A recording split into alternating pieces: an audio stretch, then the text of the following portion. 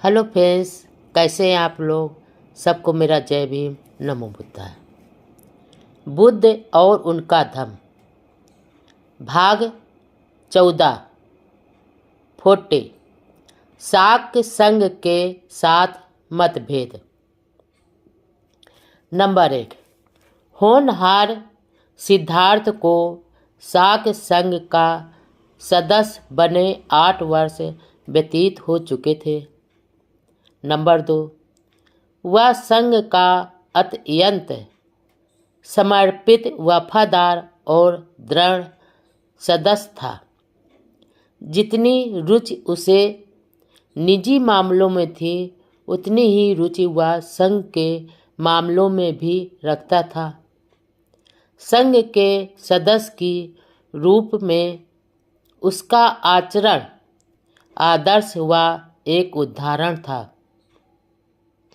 और उसने अपने व्यवहार से स्वयं को सबका प्रिय बना लिया था। नंबर 3। उसकी सदस्यता के 8वें वर्ष में एक ऐसी घटना घटी जो शुद्धोदन के परिवार के लिए दुखद बन गई और सिद्धार्थ के जीवन में संकटपूर्ण स्थिति पैदा हो गई थी। नंबर 4। इस दुखद प्रकरण का आरंभ इस प्रकार हुआ। नंबर 5। शाक्यों के राज की सीमा से सटा हुआ कोलियों का राज था। रोहिणी नदी दोनों राज्यों की विभाजक रेखा थी। नंबर 6। शाक और कोलिये दोनों ही रोहिणी नदी के पानी से अपने अपने खेत सींचते थे। हर फसल पर उनका आपस में विवाद होता था कि कौन रोहिणी के जल का पहले और कितना उपयोग करेगा। यह विवाद कभी कभी झगड़ों में बदल जाता था और झगड़े लड़ाइयों में। नंबर 7। जब सिद्धार्थ की आयु 28 वर्ष की हुई, उस वर्ष रोहिणी के पानी को लेकर शाक्यों के नौकरों में और कोलियों के नौकरों में एक विवाद के बाद बड़ा झगड़ा हो गया, जिसमें दोनों पक्ष के लोग घायल हुए। नंबर 8। इसका पता चलने पर शाक्यों और कोलियों ने सोचा कि इस विवाद को सदा सदा के लिए युद्ध के द्वारा हल कर लिया जाना चाहिए। नंबर 9। शाक्यों के सेनापति ने कोलियों के विरुद्ध युद्ध की घोषणा के प्रश्न पर विचार करने के लिए शाक्य संघ का एक अधिवेशन बुलाया। नंबर 10। संघ के सदस्यों को संबोधित करके सेनापति ने कहा, हमारे लोगों पर कोलियों ने आक्रमण किया, इसलिए हमारे लोगों को पीछे हट जाना पड़ा। कोलियों ने इससे पहले भी अनेक बार ऐसी आक्रामक कार्रवाइयाँ की हैं। हमने अब तक उन्हें सहन किया है, लेकिन ऐसा हमेशा नहीं चल सकता। इसे रोका जाना चाहिए और इसे रोकने का एक ही रास्ता है कि कोलियों के विरुद्ध युद्ध की घोषणा कर दी जाए। मेरा प्रस्ताव है कि कोलियों के विरुद्ध यह संघ युद्ध की घोषणा कर दे। जो विरोध करना चाहे वो बोले। नंबर 11। सिद्धार्थ गौतम अपने स्थान पर खड़ा हुआ और बोला, मैं इस प्रस्ताव का विरोध करता हूँ। युद्ध से किसी प्रश्न का समस्या का समाधान नहीं होता। युद्ध छेड़ देने से हमारे उद्देश्य की पूर्ति नहीं होगी। इससे एक दूसरे युद्ध का बीजारोपण हो जाएगा। किसी की हत्या करने वालों को कोई दूसरा हत्या करने वाला मिल ही जाता है।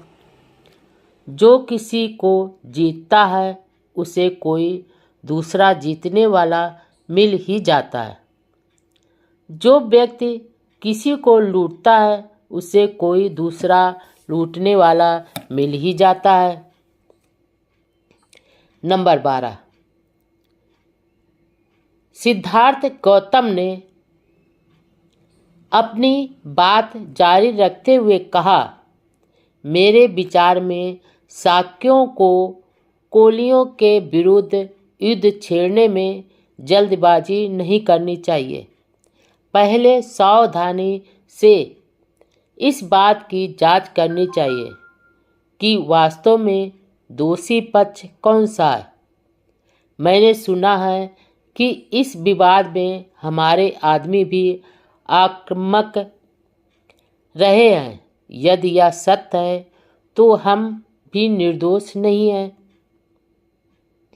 नंबर 13, सेनापति ने उत्तर दिया, यह ठीक है कि हमारे आदमियों ने ही पहल की और आक्रामक थे, लेकिन यह भूलना नहीं चाहिए कि पहले पानी लेने की बारी हमारी ही थी। नंबर 14, सिद्धार्थ गौतम ने कहा, इससे स्पष्ट है कि हम भी सर्वथा दोष मुक्त नहीं हैं। इसलिए मेरा प्रस्ताव है कि हम अपने में से 2 आदमी चुनें और कोलियों से भी कहा जाए कि वे भी अपने में से 2 आदमी चुनें और फिर यह चारों मिलकर एक 5वां आदमी चुनें। ये 5 आदमी मिलकर झगड़े का समाधान करें।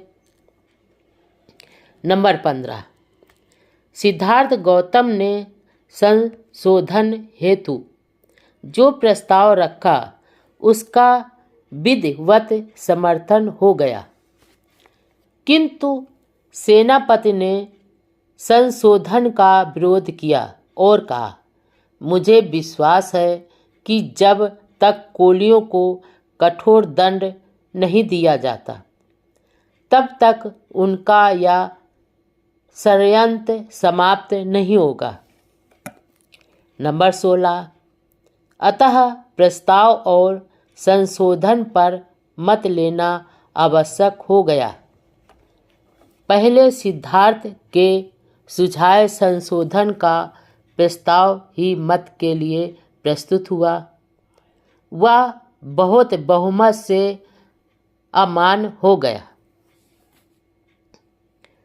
नंबर 17, इसके बाद सेनापति ने स्वयं अपने प्रस्ताव पर मत मांगे। सिद्धार्थ गौतम ने फिर खड़े होकर विरोध किया। उसने कहा, मेरी संघ से प्रार्थना है कि इस प्रस्ताव को स्वीकार न किया जाए। शाक और कोलिये निकट संबंधी हैं। यह बुद्धिमानी नहीं है कि वे एक दूसरे को बर्बाद करें। नंबर 18, सेनापति ने सिद्धार्थ गौतम के तर्क का घोर विरोध किया। उसने इस बात पर जोर दिया कि युद्ध में क्षत्रियों के लिए कोई अपना पराया नहीं होता। उन्हें राज्य के हित में अपने सगे भाइयों से भी लड़ना ही होगा। नंबर 19, बलि कर्म ब्राह्मणों का कर्तव्य है युद्ध करना क्षत्रियों का कर्तव्य व धर्म है। व्यापार करना वैश्यों का कर्तव्य है और सेवा करना शूद्रों का कर्तव्य है। हर वर्ग को अपना अपना कर्तव्य निभाने में ही पुण्य है। शास्त्रों की ऐसी ही आज्ञा है। नंबर 20, सिद्धार्थ का उत्तर दिया। जहाँ तक मैं समझ सका हूँ, धर्म तो इस बात को मानने में है कि बैर से बैर कभी शांत नहीं होता, या केवल अबैर प्रेम से ही शांत हो सकता है। नंबर 21, सेनापति अधीर हो उठा और बोला, इस दार्शनिक शास्त्र में पढ़ना बेकार है। स्पष्ट बात तो यह है कि सिद्धार्थ को मेरा प्रस्ताव अमान्य है। हम संघ का मत लेकर इसका निश्चय करें कि संघ का क्या विचार है। नंबर 22, तदनुसार सेनापति ने अपने प्रस्ताव पर लोगों के मत मांगे। भारी बहुमत से प्रस्ताव पारित हो गया।